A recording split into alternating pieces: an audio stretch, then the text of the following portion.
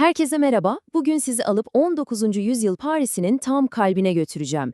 Dışarıdan baktığınızda son derece saygın görünen bir burjuva apartmanının duvarları arasına gireceğiz birlikte.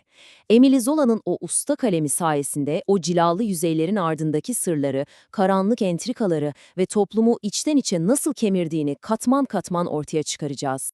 Çünkü o kapıdan içeri adımınızı attığınız anda her ailenin bir sır sakladığı, her gülümsemenin ardına bir yalanın gizlendiği, tekinsiz bir dünyaya girmiş olacaksınız. Öyleyse, buyurun, bu eve birlikte girelim. Yolculuğumuz, apartmanın zemin katındaki Jos Serrand ailesinin dairesinde başlıyor. Bakın burada, ailenin bütün onuru, bütün geleceği tek bir amaca kilitlenmiş durumda. Kızları Berthe'yi iyi bir kısmetle evlendirmek. Ama bu mutluluk hayalinin ödenmesi gereken çok ağır bir bedeli var. Evet, işte her şey bu rakamın etrafında dönüyor. Tam 50.000 franklık bir çeyiz. Bu para olmadan İpek tüccarı Auguste Vabre ile yapılacak evlilik sadece boş bir hayal. Ailenin tek umudu kim mi dersiniz? Kaba saba, görgüsüz ama bir o kadar da zengin olan akrabaları Bachelard dayı. Madame Josserand, kızının geleceği için her yolu denemeye hazır. Planın ne kadar çaresiz ve manipülatif olabileceğinin adeta canlı bir kanıtı. Önce tatlı dille pohpohlamayla yaklaşıyor dayısına, sonra bakıyor olmuyor, duygusal şantajla kardeşinin vicdanına oynuyor. Ama asıl şok edici olan, tüm bu çabalar boşa çıktığında başvurduğu son çare. İşte tam bu noktada o dönemin ahlak anlayışı, bütün sahteliğiyle yüzümüze bir tokat gibi iniyor. Dayının önerisi, akıl almaz derecede basit ve bir o kadar da sarsıcı. Yalan söyleyin. Bu tavsiye, dürüstlüğün değil, yalnızca görünüşü kurtarmanın ne kadar önemli olduğunun en acı kanıtı. Ve aile, hiç tereddüt etmeden bu çürük temel üzerine bir evlilik inşa etmeye karar veriyor. Şimdi bu dünyanın içindeki dinamikleri tam olarak anlayabilmek için rotamızı binanın en saygın sakinlerinin kapalı kapılarının ardına çevirmemiz gerekiyor. Çünkü unutmayın, bu apartmanda herkesin sakladığı bir sır var. Karşımızda birbirine taban tabana zıt iki karakter duruyor. Bir yanda toplum tarafından hor görülen kaba saba başalardayı var, diğer yandaysa adaletin sarsılmaz bir temsilcisi, örnek bir aile babası olarak parmakla gösterilen Yargıç Duvirier. Peki bu kamusal maskeler düşünce, özel hayatlarında karşımıza nasıl bir tablo çıkıyor dersiniz? Ve işte ikiyüzlülüğün kusursuz portresi. Kaba saba baçalardın sırrı, neredeyse masum, babacan bir şefkatle koruduğu bir ilişkiden ibaretken, saygıdeğer yargıcın sırrı, sefahat ve israfla örülmüş ahlaksız bir yaşamın ta kendisi. Zola, bu karşıtlıkla toplumdaki ahlak anlayışının ne kadar göreceli ve sahte olduğunu adeta yüzümüze çarpıyor. Şimdi, yalanlar üzerine inşa edilen bu evlilik planının doruk noktasına Berthe'nin düğününe tanıklık etme zamanı. Kutsal bir mekanda herkesin o saygınlık maskesini en sıkı şekilde taktığı anda tüm bu sahte düzen bir anda yerle bir olmak üzere. O anı zihninizde bir canlandırın, loş mum ışıkları, kiliseyi dolduran orgun o uhrevi sesi, en şık kıyafetlerini giymiş saygın davetliler, her şey kusursuz bir tablo gibi görünüyor. Ama unutmayın, bu apartmanda hiçbir şey göründüğü gibi değildir.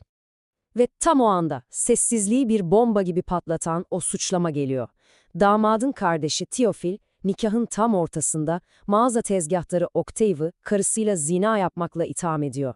Kutsal bir törenin kalbinde bir anda bir onur ve ihanet dramı sahnelenmeye başlıyor.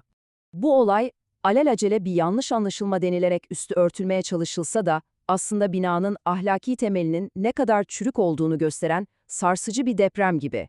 Bu, herkesin bir sırrı olduğunun ve en kutsal anlarda bile bu sırların yüzeye çıkmak için fırsat kolladığının bir ilanı adeta. Tören devam ediyor, evet, ama artık herkesin zihninde o rahatsız edici şüphe asılı kalıyor. Apartman turumuzun son durağına, binanın sahibi ve ailenin reisi Monsieur Vabre'nin dairesine geldik. Ailenin servetinin ve geleceğinin anahtarının bu kapının ardında olduğuna inanılıyor. Ama o kapı açıldığında bulacakları şey umutlarından çok çok uzak olacak. Aile üyeleri, babalarının vefatından sonra devasa bir mirasın hayalini kuruyorlar. Yıllarca onun cimriliğine katlanmış, sabırla bugünü beklemişler. Ne var ki Monsieur Vabre'nin kasası bir servet sandığı değil, adeta bir Pandora'nın kutusu çıkıyor.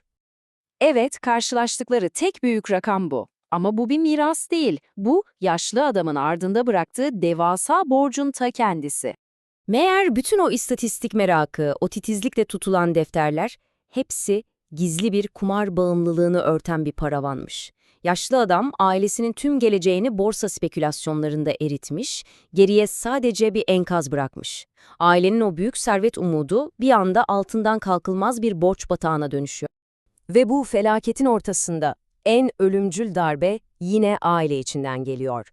O saygın yargıç Duverier, kardeşlerinin çaresizliğinden faydalanıp onları aldatıyor ve bütün apartmanı yok pahasına ele geçiriyor. Bu, ahlaki çöküş trajedisinin en acımasız, en son perdesi. Turumuz başladığı noktaya yeni evliler Berthe ve Augustin dairesine geri dönüyor.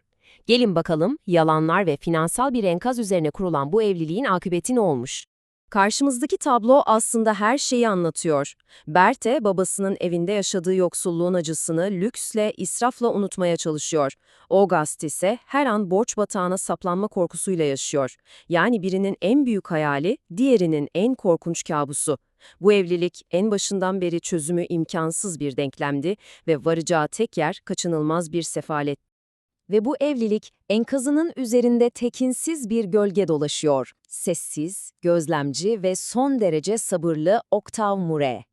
O, bu ailenin bütün zayıflıklarını görüyor ve saldırmak için doğru anı, yani avının en savunmasız olduğu o anı kolluyor. İşte o an geliyor. Kocasıyla para yüzünden ettiği şiddetli bir kavganın hemen ardından Berthe, Octave'ın gizlice sunduğu mücevher hediyesini kabul ediyor. Kurduğu bu cümle, basit bir yalandan çok daha fazlası. Bu cümle, ahlaki bir sınırın aşıldığının ve gizli bir suç ortaklığının kabul edildiğinin ilanı. Bu, sonun başlangıcıdır.